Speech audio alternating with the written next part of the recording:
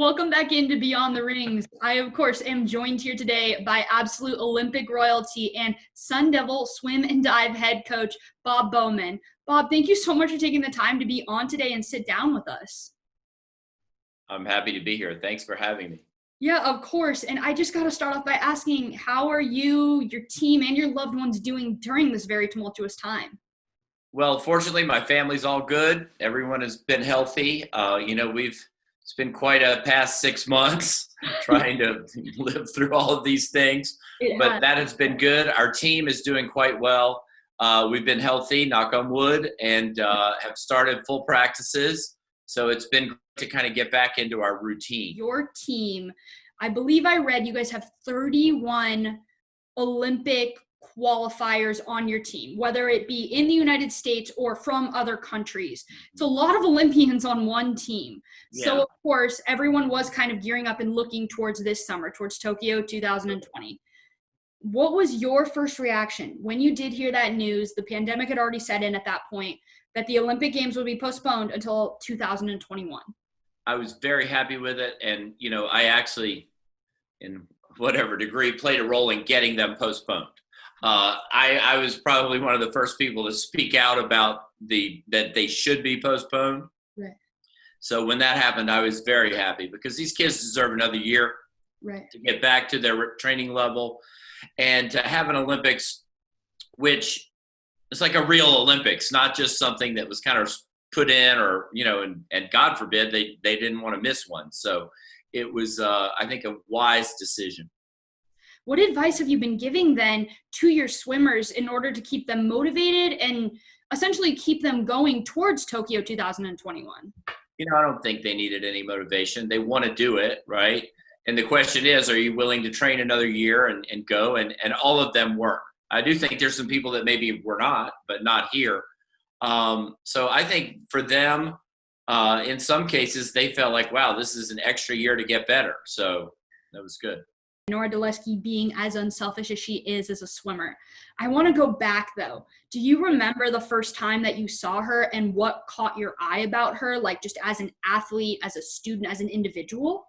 Yeah, the first time I saw her, she swam at the U.S. Nationals in Seattle in 2015. We're going back now. Yeah. And she was a very good breaststroker. So that was what caught my eye. She was a very good 200 breaststroker. And then I met her after that in the recruiting process and really just, I wanted her on our team. The more we talked, the more I knew she needed to be on the team because she's just a positive person. She has positive energy all the time. She works very, very hard and is just a wonderful teammate. So she has the whole package. It's what we're looking for. Yeah, and I mean, you mentioned it as a swimmer, as an individual, she has the whole package. Despite all that she's accomplished, she had a family at home that she ended up having to leave behind when the pandemic first broke out. She was telling me that she literally moved back to Arizona to give her family space because her mother was a frontline worker and continues to still be a frontline worker. Yeah. When you hear that one of your swimmers went through something like that, on top of everything else that occurred with school moving online, with their Olympic dreams being postponed another year, what goes through your mind when you hear something like that?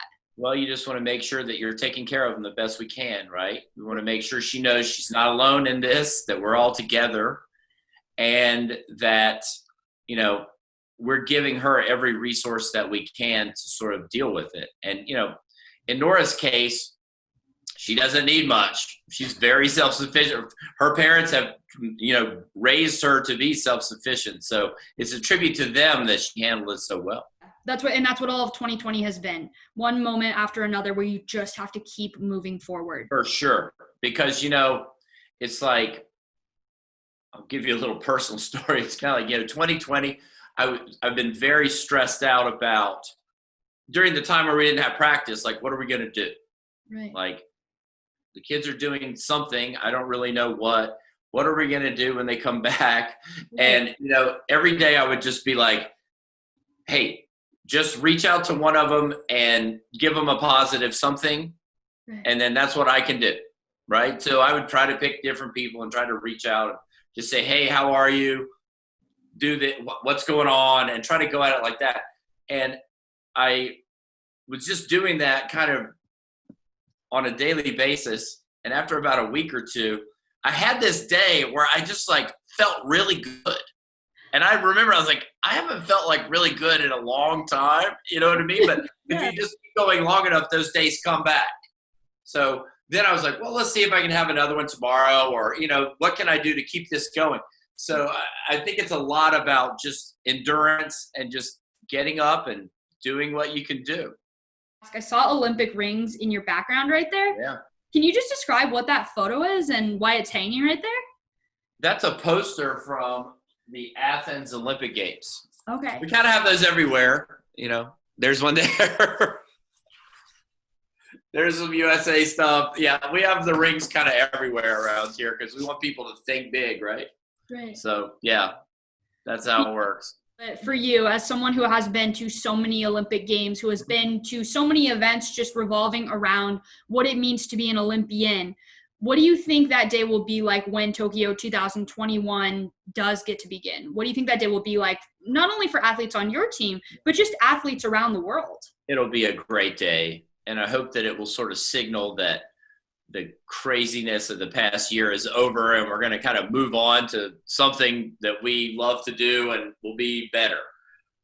So I think if we get there and there's a successful Olympics, that will definitely be a great thing for the whole world, not just athletes. Much like Michael Phelps, who you formerly coached, Michael went to the Olympic Games at 15 years old. Nora Daleski punched her first ticket to Olympic trials when she was just 16. Can you describe how big of a deal that is for somebody to punch their ticket to an Olympic trials when they haven't even graduated high school yet?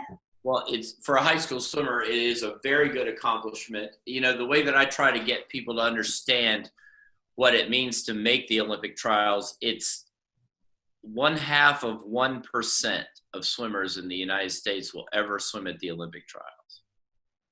Can you imagine that? 0.5% of total swimmers in America will ever swim at Olympic trials.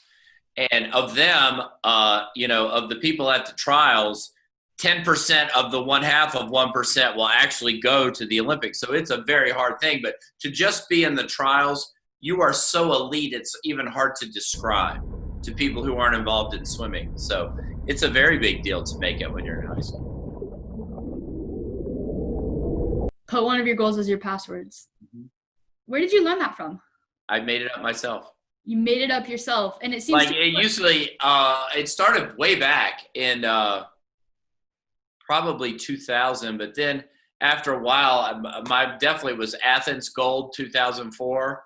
And then it was Beijing Gold 2008. You know what I mean? I would kind of keep adding them.